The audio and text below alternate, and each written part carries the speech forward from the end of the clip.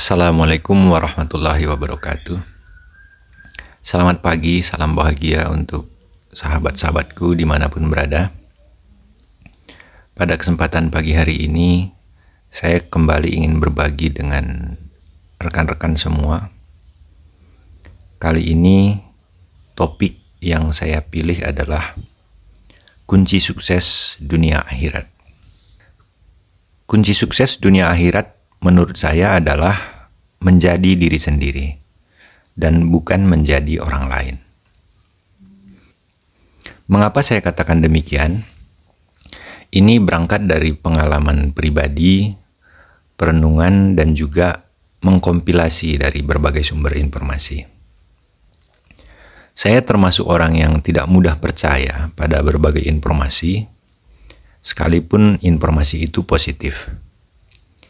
Informasi positif tanpa dialami, tanpa dirasakan atau dibuktikan, seperti hambar tak berasa. Mungkin ibaratnya seperti robot yang bisa bekerja dan berbicara, tetapi tidak bernyawa. Berangkat dari sifat alami yang seperti itu, terserah apapun pandangan orang lain tentang diri saya sering sekali mengambil langkah yang menurut orang lain ekstrim. Saya mengakui bahwa perilaku seperti itu memang cukup melelahkan. Perlu energi, mental, waktu, dan bahkan juga biaya yang besar. Tetapi, di ujung-ujungnya, saya sering mendapatkan kesimpulan dan kepuasan yang validitasnya tidak terbantahkan. Dan hal itu sering sekali menjadi penerang ataupun petunjuk jalan. Kembali ke topik kita kali ini, yaitu menjadi diri sendiri. Menjadi diri sendiri ini adalah pernyataan yang sangat umum, akrab di telinga kita sehari-hari, tetapi tidak banyak orang yang benar dalam memahaminya. Padahal, itulah jalan menuju kesuksesan dunia akhirat. Saya menyimak podcast Bang Haji Rhoma Irama sewaktu beliau mewawancara Ustadz Abdul Somad. Tidak ada yang bisa membantah bahwa beliau adalah Raja Dangdut dan menjadi legend di belantika musik dangdut tanah air dan bahkan di dunia. Karyanya entah berapa banyak, standarnya tinggi. Penghargaan yang diterima pun sudah tidak terbilang. Mungkin dari yang ecek-ecek sampai yang paling bergengsi, beliau sudah punya. Tidak ada lagi yang meragukan kebegawanan beliau sebagai seniman yang harismatik, keren, religius, dan tentu saja kaya. Menariknya, beliau menjadi legend di bidang yang tadinya dipandang sebelah mata oleh sebagian penduduk bumi. Ketika ditanya mengapa beliau menekuninya, beliau menjawab, pada awalnya beliau tidak berencana untuk mencari uang melalui musik. Tetapi menyanyi itu adalah panggilan jiwa. Bakat musik itu given, kata beliau, pemberian Tuhan. Dari kecil saya suka menyanyi, gak bisa dibuang. Itu katanya. Ibu beliau juga tidak suka kalau dia menyanyi. Karena ketika itu hampir semua orang tua khawatir kalau anaknya menjadi seniman. Mereka khawatir karena menurut mereka tidak ada masa depan melalui jalur seniman. Jawaban yang kurang lebih sama juga disampaikan oleh Kang Dul Sumbang alias Wahyu Afandi ketika diwawancara oleh Kang Sule dalam podcastnya. Kang Dul Sumbang bilang, saya tidak pernah bercita-cita jadi seniman. Pada saat itu industri sangat tidak menjanjikan. Mayoritas orang tua ketakutan kalau anaknya memutuskan seniman sebagai pekerjaan. Tetapi karena suka, beliau mengambil segala resiko dan menjalaninya, sekalipun orang tua menolaknya. Dari dua kasus ini, kita bisa melihat bahwa rasa suka adalah petunjuk yang kuat dari Yang Maha Kuasa ke arah mana seseorang harus memilih jalan hidupnya. Dan selain rasa suka, seseorang juga biasanya dilengkapi dengan hal atau kemampuan lain yang menunjang pada hal-hal yang dia sukai itu. Kita ambil contoh pada dua orang musisi tadi.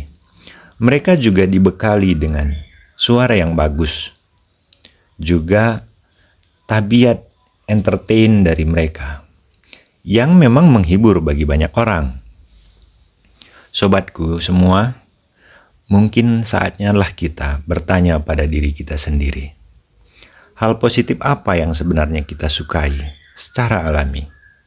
Tanpa peduli apapun pandangan orang banyak tentang hal yang kita sukai itu.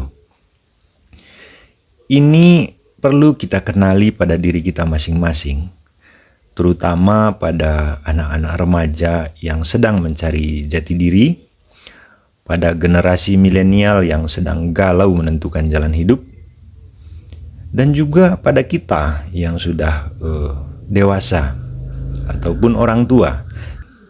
Karena hal yang kita sukai dan dilengkapi dengan beberapa hal tadi itu adalah trayek ataupun jalan tol yang digariskan Tuhan pada diri setiap manusia.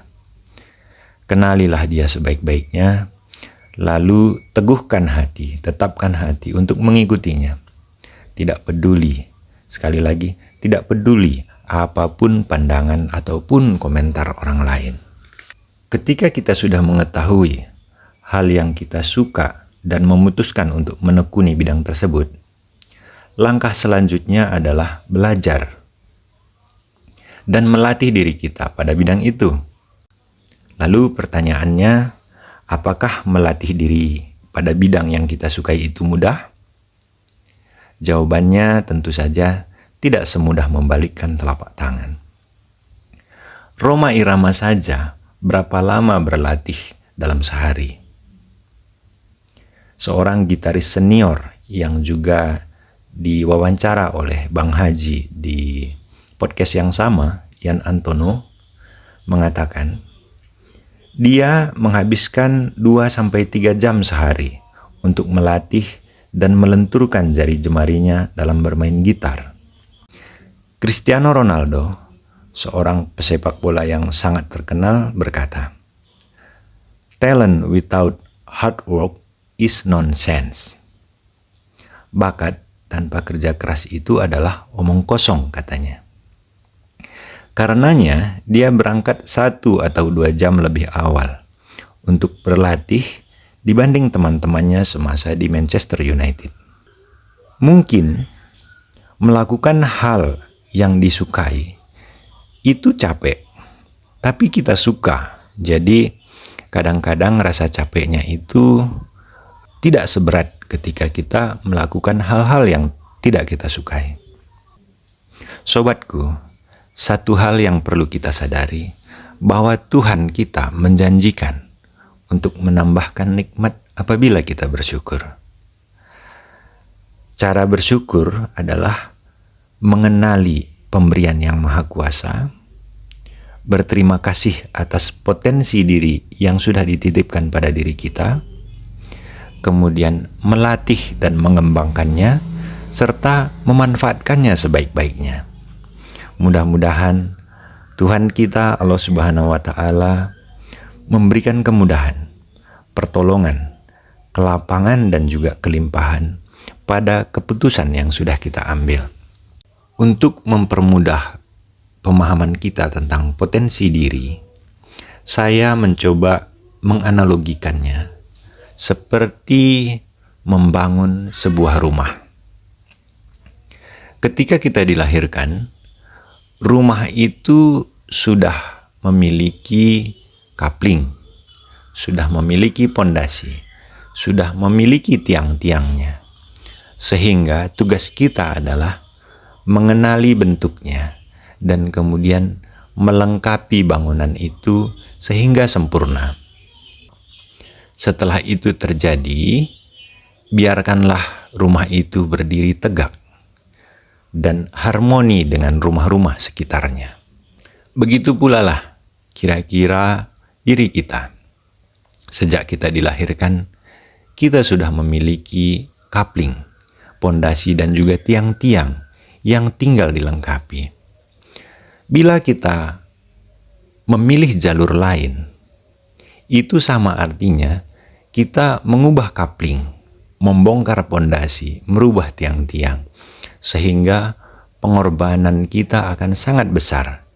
Dan setelah rumah itu jadi pun, mungkin bentuknya tidak akan sempurna.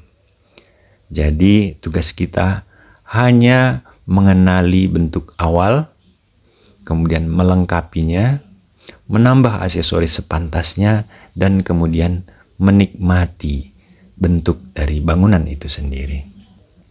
Demikianlah sobat, sharing saya kali ini berkenaan dengan menjadi diri sendiri adalah jalan kesuksesan di dunia dan juga di akhirat.